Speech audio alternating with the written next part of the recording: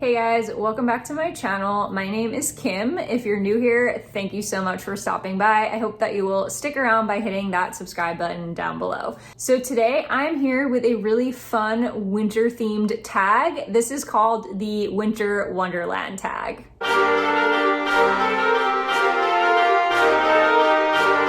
I could not find the original video for this tag, so I apologize for that, but I will go ahead and put the questions down below if any of you are interested in trying this as well. Question number 1 is, what book is so happy and so sweet that it just warms your heart? For this one, I am gonna pick Love and Gelato by Jenna Evans Welsh. Really this whole series, but the first book was my favorite. I've only read the first 2. The second book is called Love and Luck. And the third one, I believe, just came out in November, and I still have yet to read it, but it is on my list to get to soon. These are definitely more like summery romances, so I'll probably wait until the warmer months to pick this one up. Love and Gelato is about a girl named Lena who loses her mother, and she goes to Italy to stay with a man who she believes to be her father. Her mother asked her to go get to know this man from her past, and so she goes to stay with him in Italy and has adventures. She finds a journal, or I believe she's given the journal by somebody who was close to her mother, that her mom had kept while she was living in Italy. And so she uses that to explore Italy and check out some of the places that her mom visited in the past. She meets a cute boy named Ren. It's super cute. These books are literally like being wrapped in a blanket of happiness. So if you're looking for a nice lift me up, or like just a series that's gonna make you really happy, then I highly suggest the Love and Gelato series. The second question is, what is your favorite book with a white cover? So for this one, my answer was easy. That is Sadie by Courtney Summers. The crazy thing is, it's been about 2 years since I've read this, and I think I forgot like almost everything about it. I actually don't even remember who the murderer is or like what happens at the end, so it's definitely time for a reread. But I remember loving this book when I read it, like 5 stars easy. I read it so quickly and I just could not put it down. Unfortunately, some of the details have escaped me. This is about a girl named Sadie, whose younger sister, Maddie, who she's been basically taking care of for most of her life. She is murdered and the police kind of botch the investigation. So Sadie goes out on her own to try to track down the killer. This is alternating chapters with Sadie actually doing her investigation and Wes McCrae, who is a journalist that starts a podcast and traces Sadie's steps on her investigation. So it does alternate back and forth. I've heard the audiobook is great for this. I read it physically and it was still very enjoyable. Even without hearing the podcast, I still enjoyed the podcast element. Highly, highly recommend if you haven't checked this one out yet. This is a YA mystery thriller and one of my favorites by far. Question 3 is, you're sitting in a nice, comfortable chair with a cup of hot cocoa. What monster book are you reading? So to be honest, sitting in a chair with a cup of hot cocoa sounds lovely right now, and I need to make that happen as soon as possible. I don't read a ton of monster books. When I was looking for an answer to this question, I was like looking through my Goodreads and I was like, wow, I don't really have many monster books on here. So I had to get a little bit creative. So I chose Little Monsters by Kara Thomas. This, contrary to the title, does not actually have monsters in it, but we're gonna make it work. This one is about a girl named Casey who moves to Broken Falls. It's a small town and she thinks everybody is super nice there. Red flag, right? And she gets kind of drawn into this group of friends with these girls, Bailey and Jade. They take her under their wing and invite her pretty much everywhere, and she's having a grand old time until the biggest party of the year rolls around and they don't invite her, which she thinks is pretty strange. But what's even stranger is that Bailey never returns home from this party. And so this is definitely a mystery, almost borderline horror book.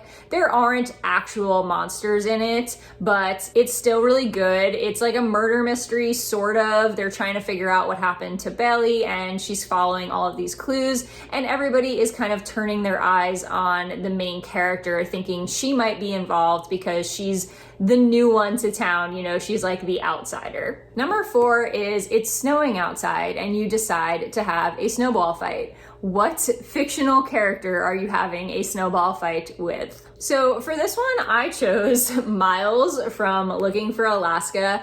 It's been a while since I've read this book, but as I've mentioned on my channel, I watched the show pretty recently. I actually watched it twice because I just loved it so much the first time. I do that where like I really like a show and then I just start it from the beginning again.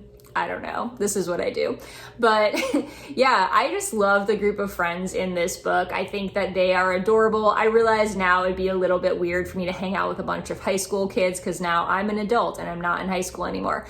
But I do feel like this group would be so fun to hang out with. So let's just ignore the fact that it'd be weird for me to hang out with high school kids and just focus on the fact that Miles is like such a quirky, fun character and just seems like he'd be a really good time to hang out with. So this, if you don't know, I feel like everyone knows what Looking for Alaska is about, but I'll say it anyways. So this is about a kid named Miles who goes away to this kind of fancy private school in Alabama and he meets this group of friends. This girl, Alaska Young, goes there. He's completely fascinated by her from the beginning. Alaska goes missing and they try to figure out what happened to her. I don't want to say much more because it would be spoilers, but if you haven't read this yet, like, where are you? What have you been doing? Like, pick this up. This is such a good book. Number 5 says, sadly, your campfire is dying. Very sad. What last few chapters of a book are you throwing in it to revive the fire? This is a book I don't think I've ever talked about on my channel because it just made me so internally angry that I don't like to talk about it. But that is I Am Thinking of Ending Things by Ian Reid. I know a movie just came out and this was like all over the place and everybody loves this book, or a lot of people love this book. I haven't seen the movie. I don't have any thoughts on that, but the book really annoyed me to say the least. So I read this, I don't know, maybe like 6 months or so ago now. I don't remember how long it was, but I got this from the library. I read it all in I think like one day or like under 24 hours for sure. It might have been like a little bit one day and a little bit the next day. I read it very quickly because honestly it was very engaging, and the first like half of the book I was hooked. I really liked it, did not want to put it down. Super creepy, super atmospheric. It's about this guy who is traveling with his girlfriend to his parents' farmhouse to go visit them, and like that's all I'll say because I don't want to ruin anything. But yeah, they're traveling together in the car to visit his parents at this farmhouse. That's all you need to know. It's so creepy. The writing is really good until about halfway through the book. Again, I won't spoil anything, but let's just say the way that this book ended, the turn it took in the last like quarter to half of the book, didn't like it. Thought it was dumb. Thought it was confusing. Didn't make any sense. I've said this before, and I'll probably say it again. I don't like confusing endings. I don't like confusing books. I like to be able to understand what I'm reading. I don't enjoy that like left to interpretation, this didn't make any sense feeling after I finished a book. So yeah, I hated the end of this book. I feel like honestly for the first like 50%, it would have been a solid 4-star book. And then it took a certain turn and I was just like, nope. I actually threw the book. Like legit, that was a real thing that happened. I finished the book and I threw it across the room and said, what? Like, what did I just read?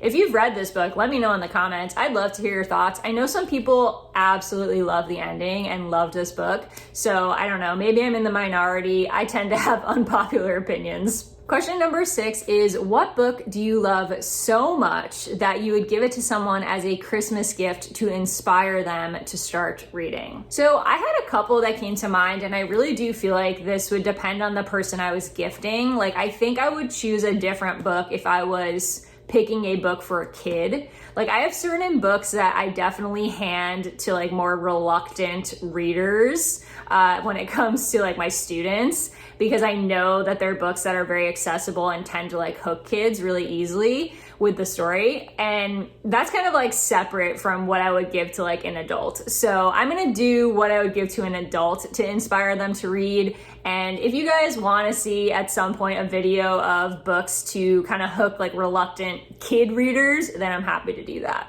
So the book that I chose for this prompt is not going to be shocking to anybody who's ever been on my channel, but that is An Absolutely Remarkable Thing by Hank Green. If you don't know, I'm obsessed with this book. I absolutely love it. I've read it twice, and both times it was amazing. It was 5 stars. Everyone should read it. I don't think that I've ever met anyone that didn't like this book. I think I've heard a couple of people that felt like mediocre about it, but like, you can't hate this book. It's wonderful. It's just so good. So this one is about a girl named April May. She's like 20 something, living in New York, burnout, the typical millennial. And she's coming home from work very, very late one night at like 2 a.m. and she stumbles across this statue, which looks kind of like a transformer.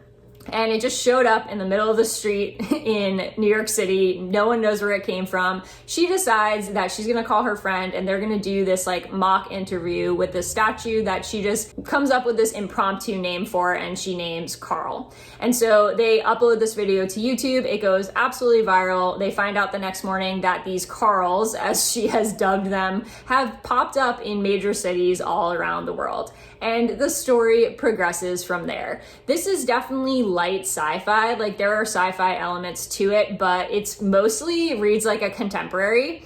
And the reason I think this is a great book for inspiring someone to read is it's super accessible, it's very fast-paced, it's very relatable, and as I said, it's light sci-fi, so it's not too overwhelming to somebody who normally doesn't pick up sci-fi or is not like a hardcore sci-fi reader. I just feel like this is a book that pretty much anyone from the age of 20 to 40 could relate to, like hardcore. And April May is like one of my favorite fictional characters because she's unlikable in the best way possible. And that's all I'll say. I don't know if you guys have seen this, but on Instagram, I noticed that like a lot of people were talking about these like monoliths that are apparently just appearing out of nowhere in random cities, and pretty sure Hank Green predicted all of 2020.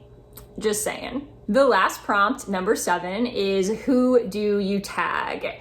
I'm not gonna tag anyone specific because I feel like I just want to leave this open. Whoever wants to do this tag, go for it. Let me know that you did it and I will happily go over and check out your channel. But yeah, it's really fun. It's really short. It's a cool video to get in while we're in these December months. So that wraps up this tag and this video. I hope that you enjoyed, and I hope that you will stick around for the rest of Vlogmas. So I will see you guys in my video tomorrow.